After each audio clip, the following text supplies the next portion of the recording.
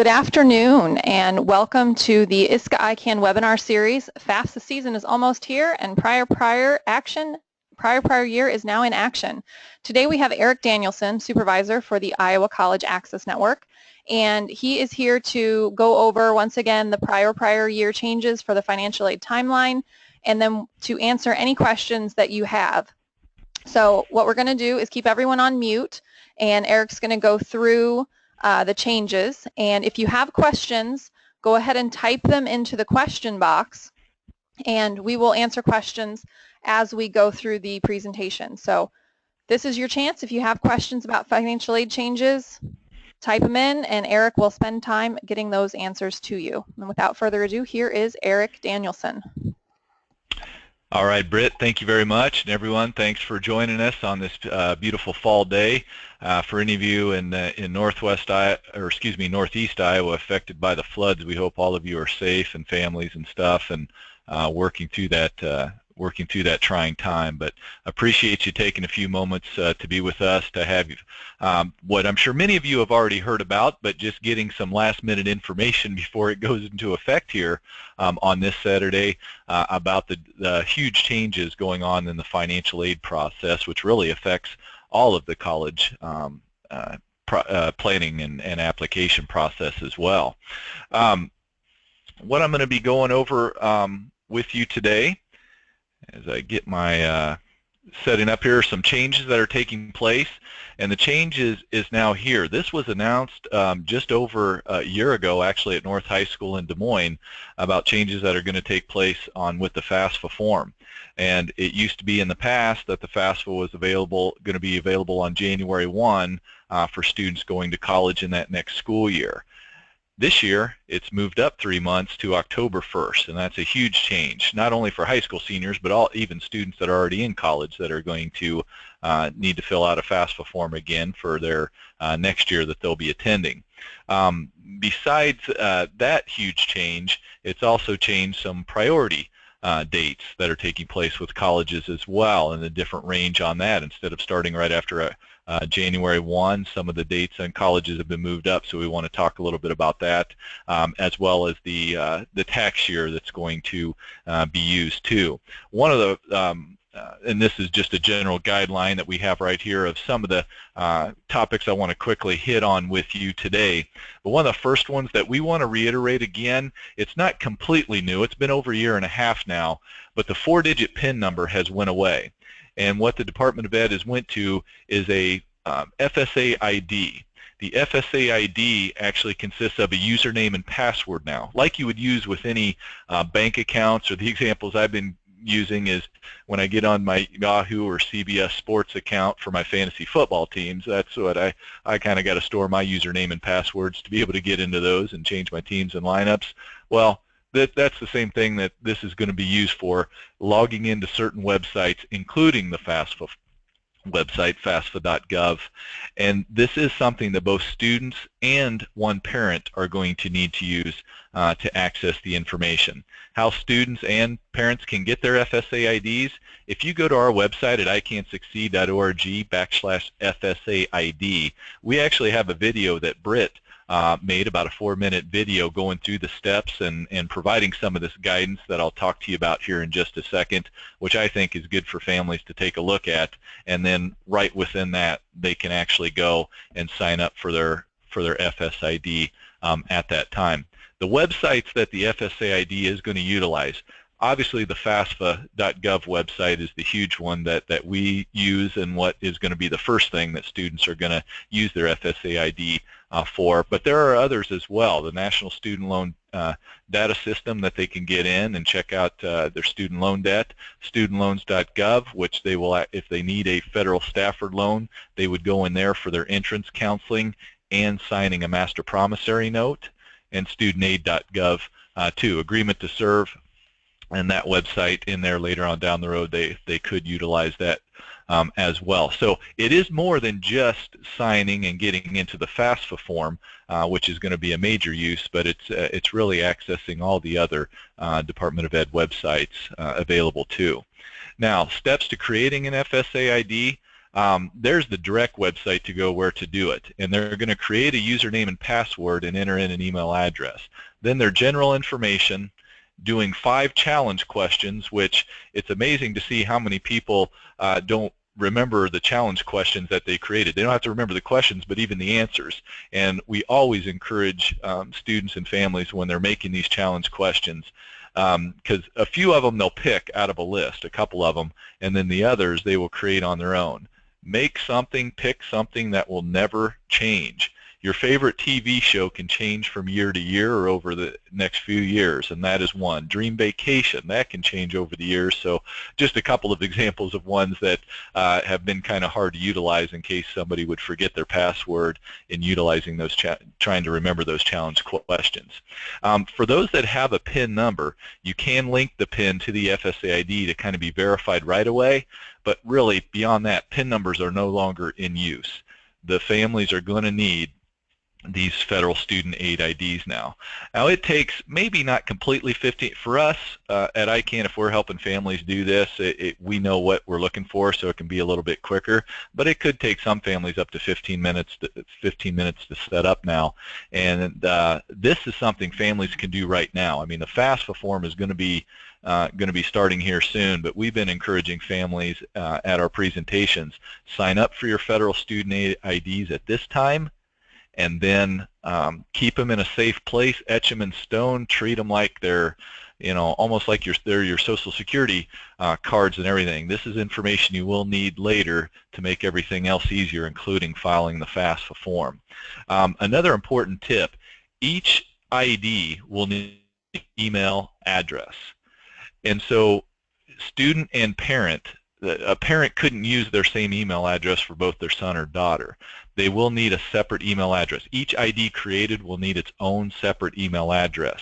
And then we also encourage, don't use school or even work email addresses as well. We always need to have the student and parents to be able to access the email address in case they do lose their PIN number. The easiest way for them to get a new password, be able to create a new password, is to have a secure code sent to their email address. They enter in the 6-digit secure code and they can create a new password. But if you do not have access to that email, then it's going to make everything a lot harder. So our last important tip, probably the most important one, write everything down. Make sure you write the challenge questions and answers, username and password for sure, and keep it in a safe place.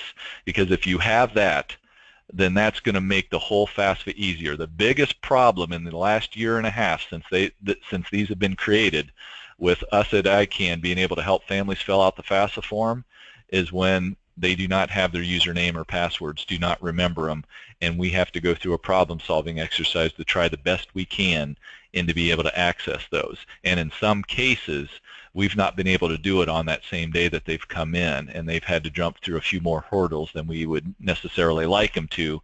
But unfortunately, in the name of security, this is the way the system is right now, so we got to try to work the best that we can through it.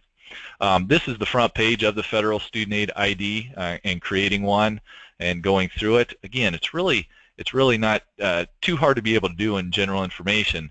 It's, as always, with really any other username and password that you use, you just need to make sure to keep it in a safe place, remember what it always is, and again, that goes for both the student and one parent that is going to need them.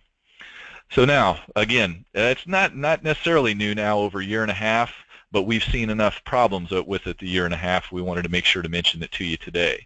Now, the major change that was announced over a year ago was the earlier FAFSA filing date, where it had always been, again, after January 1st, especially when you're dealing with high school seniors, January 1st of a student's senior year, if they were going off to college in the next year, they could begin filling out the FAFSA form. Now it's 3 months earlier. It's beginning this Saturday.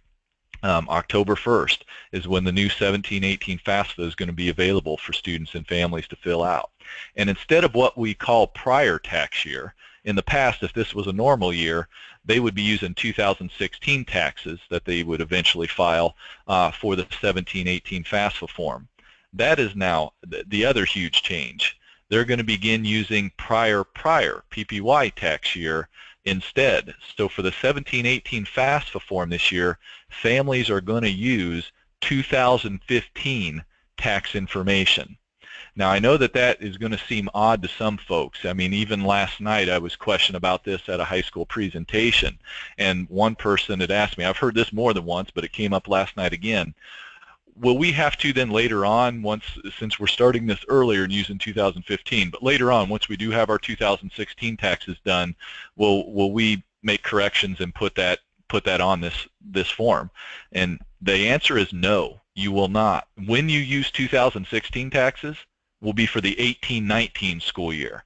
They are going to this prior tax year now, and that's what you're going to be doing. For many families, I think this is going to be great because they're already going to have their taxes done. They won't need to worry about getting taxes completed or estimating and then making corrections later. They're going to be able to use taxes that are already on file right now, and for a lot of them too, it is going to allow them to use the IRS data retrieval process right away and being able to bring that information in.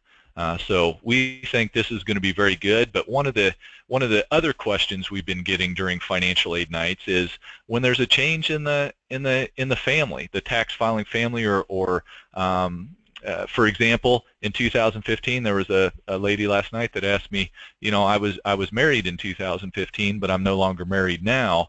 So, you know, they filed married and joint in 2015, but she's no longer married, and the student lived with her the most, or will have in the last 12 months. So it's just going to be her information on the form. What does she do? Well, we have to split up that tax information from 2015 and only include hers on the FAFSA form. So there will be cases like that, which sometimes we've had to do using prior year's taxes as well. But we tell families, initially, you will use 2015 taxes on the form, but if something adversely affects your family's financial situation, you need to go ahead and talk to the colleges directly. They're the ones that are empowered to make any professional judgments, and that can certainly be the case. Was there a question, Britt? It was an audio issue, and we've resolved it. Thank you. Okay, thank you. Sorry. Again, remember, if you have any questions, Britt's monitoring those. Send those in, and we'll try to get those answered for you. But those are two things that we've just happened to see with these early financial aid nights that we've been doing now, or it's no longer going to be early, but it certainly seems like it when we started them at the end of August. But now with the FAFSA going to be here, again, remember, just tell your families it is going to be 2015 tax information this year that they are going to use. Now, another change that is happening is priority deadlines, or we like to refer to it as priority dates actually now, because we want to make sure that families know if they go different colleges have different dates for when they're going to want this FAFSA submitted in by. And as you see down below on this screen here, we have a list of all of those at that link on the website, priority dates for the Iowa colleges. March 1 was a huge deadline in the past, and there are many colleges, including many of the private colleges, that have kept that or moved it up to February 1, but there are some schools, not limited to, but we've got three big ones here where what their deadlines are and what has moved up. Technically, University of Northern Iowa used to say as soon as possible after January 15th, or excuse me, after January 1st.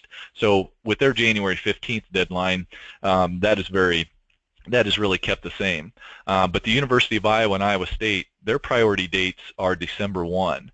And that is for returning students at those two schools as well. So students that are looking at the University of Iowa and Iowa State need to make sure to have their FAFSA submitted by December 1st. And really those are here in Iowa at least, those are the two earliest priority dates that we have down. In our booklets, there was another college that had one listed sooner, but actually their date is a lot later than their priority date. That's just when they're probably, for those that get it in earlier, are going to start doing some estimated award letters and sending out. So December 1 is the earliest with the University of Iowa and Iowa State, and others after that. There's January 15th deadlines, a lot of February 1 and March 1. There are some schools that are still April 1 and later as well. The state deadline for getting state aid is still July 1st. Not much has changed, at least this year, within priority deadlines. I think what a lot of colleges are doing is kind of a wait-and-see approach, see how this first year goes, and then if they feel they need to move their priority dates around, they might do it the second year. So many of them have taken a look at it, but some, just because of the amount of aid, once money runs out, it runs out. Some of them have had to move up their deadlines.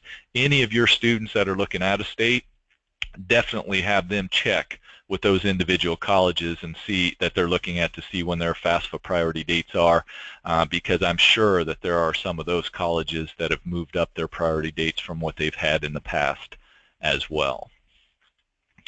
The overall financial aid timeline now, and we kind of had used it. We've used this presentation in the past a few times, and it's still pretty accurate as of today. Because talking the last few days with colleges at college fairs and different events that we've got going on, there are some of them that still aren't sure when they're going to start sending out award letters. But chances are award letters one way or the other are going to be going out earlier. Instead of middle, end of March, beginning of April, most colleges are going to be able to start sending them out January, February, and starting awarding. So I think students are going to hear sooner. There are some colleges that we've heard that will start sending out award letters even in November and December. Buena Vista University had mentioned if the students get it in, they might start awarding estimated packages in November. Wartburg, I remember hearing about starting to get them out in December for some students if they've got their FAFSA in right away early. We had last night, you and I had sponsored one of our presentations, and Northern Iowa said that they're going to start awarding in February and getting the award letters out at that time. And then there's a few other colleges that I've talked with, and they're still not 100% sure yet. So what we've been telling families at our presentations is, get the FAFSA in by the priority date and check with those individual colleges to see, kind of get an estimate on when award letters are going to be sent out. I still think it's going to be better than in the past, but state and federal aid are still going to be determined, or I should say are not going to be determined until probably February or March anyway, in getting that. So colleges that do send out award letters, even though I think they're going to be very good estimates, they are still going to be estimates until that state and federal aid is settled. And right now, again, it's probably going to be February or March still when that happens. So a lot of questions. Again, I believe this year, like I'd mentioned with priority dates, same thing with the colleges. They're kind of going to go see what happens this year. In certain cases, some will send out award letters sooner than others, but after they reassess everything, I think we're going to have a be able to better know what is taking place the second year that all of these new processes are going on in the financial aid timeline. The overall college planning timeline, we want to reiterate this point that this change in financial aid is not supposed to change the college planning timeline. I mean, the idea was financial aid was going to align more with the actual application process, and that students would find out a little bit earlier, but in no way should be pressured into making earlier decisions. May 1st is still decision day, and that hasn't changed. So can there be certain instances where this happens? I suppose there can be, but overall it's not supposed to change this college planning timeline. And really here in Iowa, I think for the most part that is accurate. That is accurate. Some of the financial aid priority dates obviously have moved up and everything, but they do still sort of align with the college application process. So I think overall I applaud our Iowa colleges for the most part. There hasn't been much change in the overall college planning timeline, at least for now. And a lot of the application process for students really begins the summer before their senior year now. That was already taking place anyway, and still something that is happening. But it is not supposed to change that. And another benefit was with this change in the financial aid, I think the Department of Ed was really hoping more students would open up taking a look at more schools at that time, listing more on the financial aid and checking into them a little bit deeper. And we'll have to go through this first year to see if that's actually accurate or not. So that was just hopefully going over a little bit briefly with you about the changes. And again, some of you might have known some of this information or just want a refresher on it, but are there any questions at all? Any questions that you have about this process or what you've been hearing from students and families yet that we could try to answer?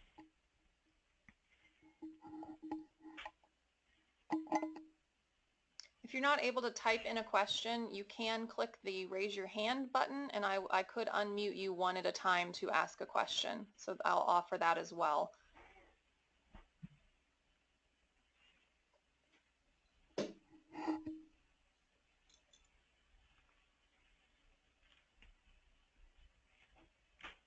Any?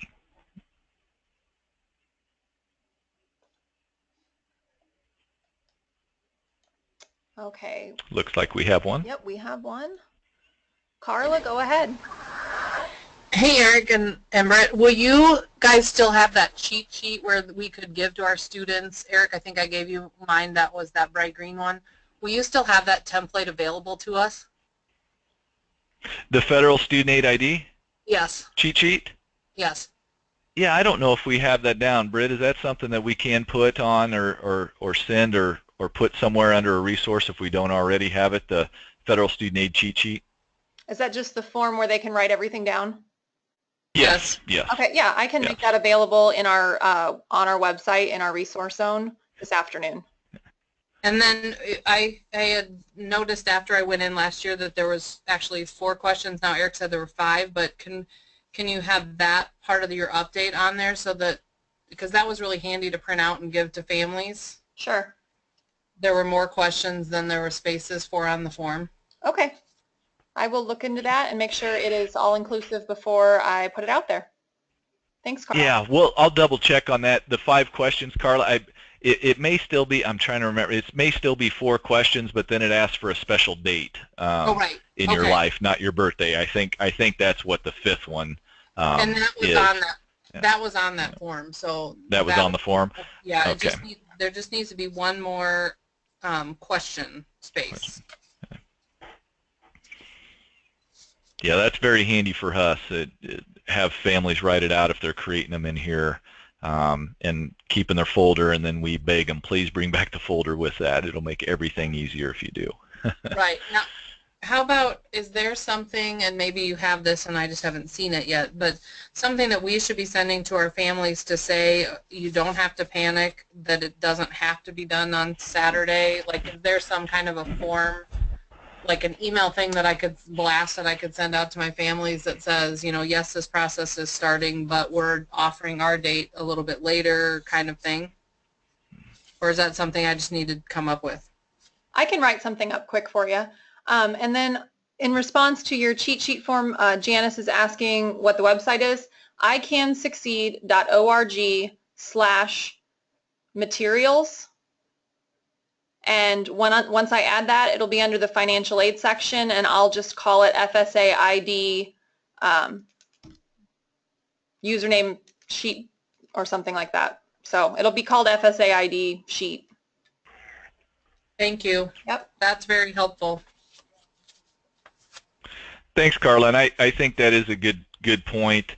We've seen a little bit of that where families, where we've done these early financial aid nights, have tried to get in September, even though we've stressed you can't do it until after October 1 because they are panicking, and that we absolutely do not want that. Most colleges' deadlines are a lot later, and it does give more time, and so yes, we'll try to figure something out figuring out to do that, to send out. So thanks, Britt.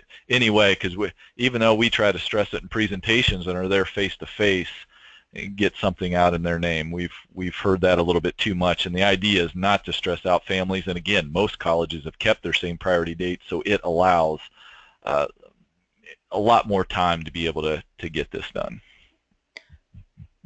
Does anyone else have any questions? You can raise your hand or type it in.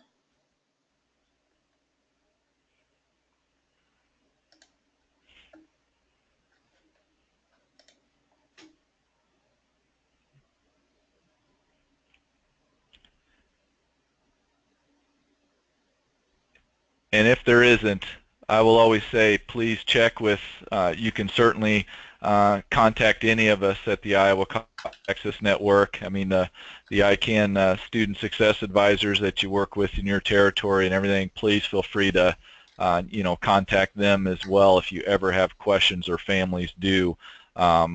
We've tried to get this message out as much as possible, but there are kind of myths that we definitely, myths that always have taken place within the financial aid process, but now that it's happened earlier, there are a few new myths, I guess, we're trying to correct that is out there, and it should be an interesting year. But I think overall, these changes are really going to help students and families in moving forward. But this first year is going to be interesting. So I just sent out a link that one of our attendees shared. It's a Forbes article about that the October 1st filing deadline or filing date is not a deadline despite erroneous reports. So there's a link. I just sent it to everybody through the question section, so you all should have a copy of that link. You can utilize that as well. Thanks, Matt. Yeah, thank you. Thank you.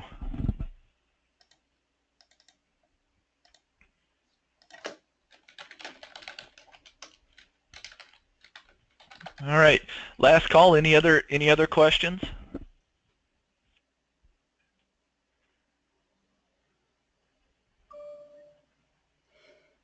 Okay, well, I'd like to thank Eric for taking the time to go through this process once again, and if you have any questions, feel free to contact us.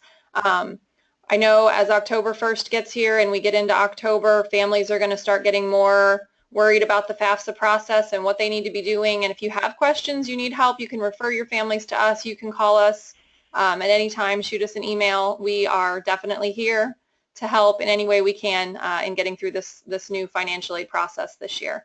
And we did record today's session, so if you want to refer back, it will be up on the websites for ICAN and ISCA later this afternoon.